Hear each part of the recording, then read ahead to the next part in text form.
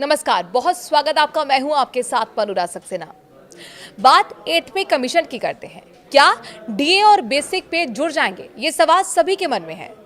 दरअसल वित्त मंत्रालय ने इसको लेकर तस्वीर साफ कर दी है और क्या कहा है, इस वीडियो में आपको देंगे पूरी जानकारी।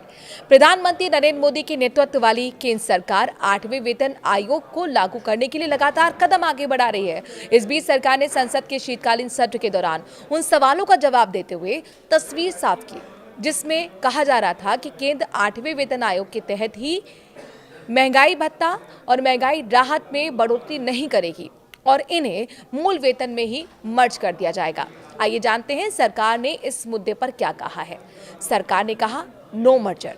लोकसभा में सोमवार को इस सवाल पर सरकार की ओर से जवाब देते हुए वित्त राज्य मंत्री पंकज चौधरी ने साफ कर दिया है कि केंद्र सरकार के पास 8 पे कमीशन के तहत केंद्रीय कर्मियों के महंगाई भत्ते को मूल वेतन के साथ मर्ज करने से संबंधित किसी भी तरह का कोई प्रस्ताव विचाराधीन नहीं है।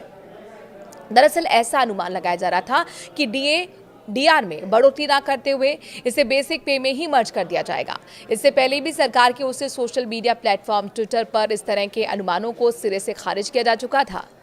कब से लागू होगा 8वां वेतन आयोग? एक रिपोर्ट में कहा गया था कि 8वां वेतन आयोग 2026 के आखिरी या फिर 2027 की शुरुआत में लागू हो सकता है। बीते अक्टूबर महीने में 8th पे कमीशन लागू करने के लिए सुप्रीम कोर्ट के पूर्व न्यायाधीश रंजना प्रकाश देसाई को अध्यक्ष बनाया गया था। केंद्रीय मंत्री अश्विनी वैष्णव ने भी कहा था कि इसकी सिफारिशें 1 जनवरी 2026 से लागू हो सकती हैं। 1 करोड़ से ज्यादा को फायदा होगा और कितनी बढ़ेगी सैलरी, चलिए बताते हैं। दरअसल 8th पे कमीशन लागू होने के बाद देश के करीब 50 लाख से ज्यादा केंद्रीय कर्मचारियों और 69 लाख पेंशनर्स को फायदा होगा।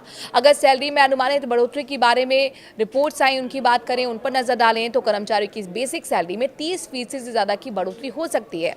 नए पे कमीशन के तहत न्यूनतम बेसिक वेतन 18,000 रुपए से बढ़कर लगभग 30,000 रुपए हो सकता है। और अपने दर्शकों को बता दें कि फिटमेंट फैक्टर करीब 1.8 रहने का अनुमान है, जिससे कर्मचारी को 13% का फायदा होगा। बीते दिनों ब्रोकर्स फर्म एम्प्टिस कैपिटल की रिपोर्ट में दावा किया गया था कि इससे वेतन और पेंशन में 30 से 34% की बढ़ोतरी हो सकती है।